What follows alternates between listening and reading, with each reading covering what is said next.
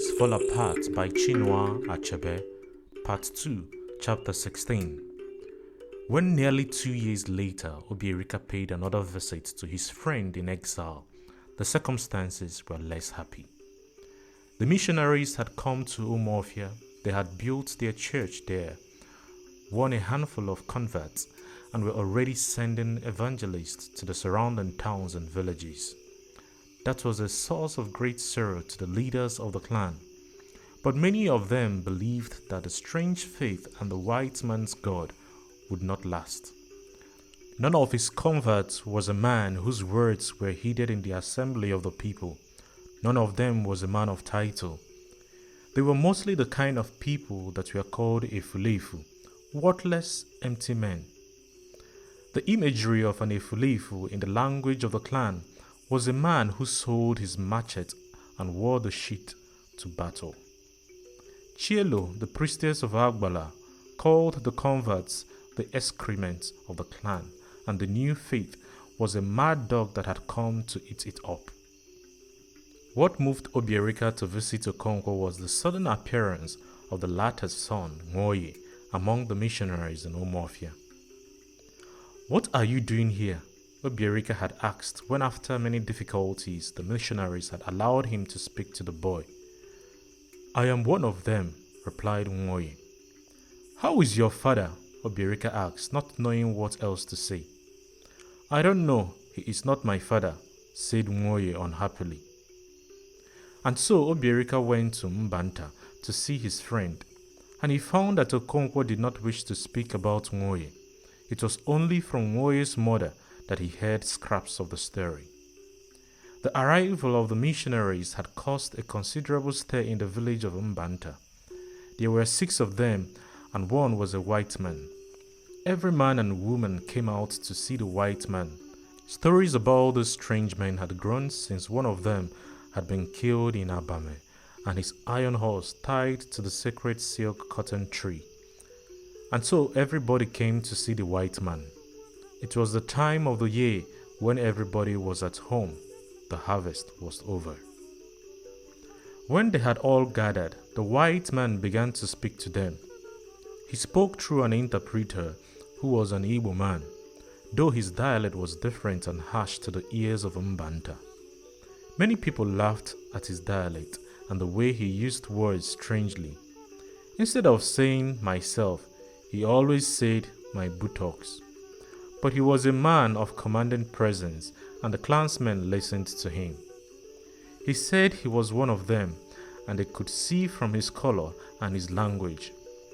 The other 4 black men were also their brothers, although one of them did not speak Igbo.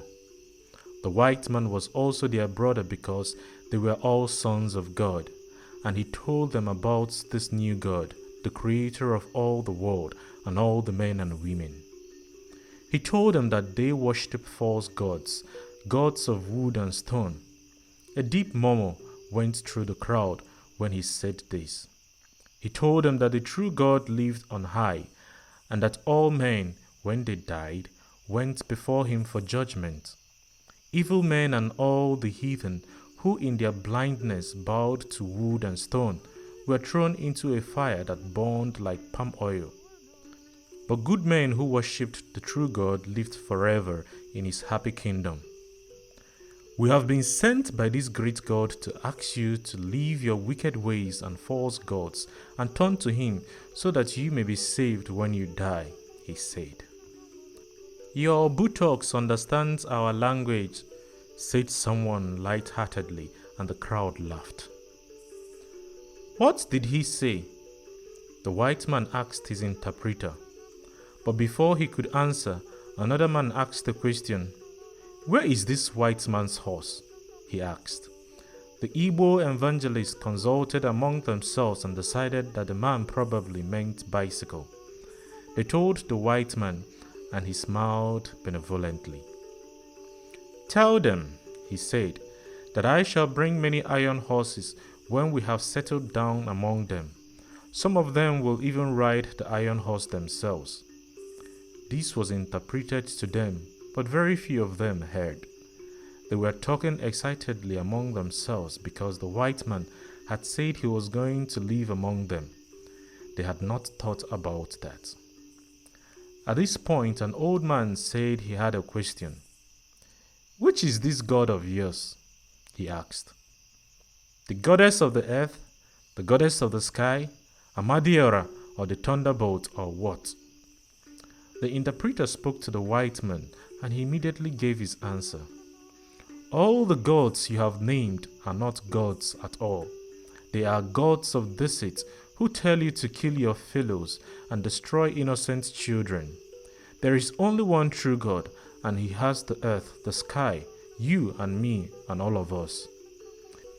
"If we leave our gods and follow your God," asked another man, "who will protect us from the anger of our neglected gods and ancestors?" "Your gods are not alive and cannot do you any harm," replied the white man. "They are pieces of wood and stone." When this was interpreted to the men of Mbanta, they broke into derisive laughter. "These men must be mad," they said to themselves. "How else could they say that Ani and Amadiora were harmless? And Idemli and Ogugu too." And some of them began to go away. Then the missionaries burst into song. It was one of those gay and rollicking tunes of evangelism, which had the power of plucking at silent and dusty chords in the heart of an evil man. The interpreter explained each verse to the audience, some of whom now stood enthralled. It was a story of brothers who lived in darkness and in fear, ignorant of the love of God. It told of one sheep out on the hills, away from the gates of God and from the tender shepherd's care. After the singing, the interpreter spoke about the Son of God, whose name was Jesu Christi. Okonkwo, who only stayed in the hope that it might come to chasing the men out of the village or wiping them, now said, "You told us with your own mouth that there was only one God. Now you talk about his son. He must have a wife then." The crowd agreed. "I did not say he had a wife," said the interpreter, somewhat lamely. "Your buttocks said he had a son," said the joker. "So he must have a wife, and all of them must have buttocks."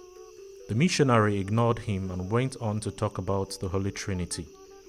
At the end of it, Okonkwo was fully convinced that the man was mad. He shrugged his shoulders and went away to tap his afternoon palm wine.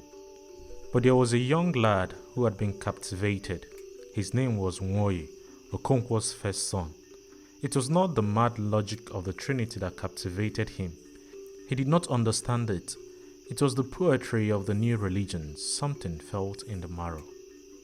The hymn about brothers who sat in darkness and in fear seemed to answer a vague and persistent question that haunted this young soul. The question of the twins crying in the bush and the question of Ikemefuna who was killed. He felt a relief within as the hymn poured into his parched soul.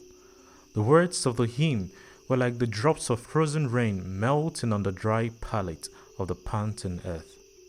Nwoye's callow mind was greatly puzzled.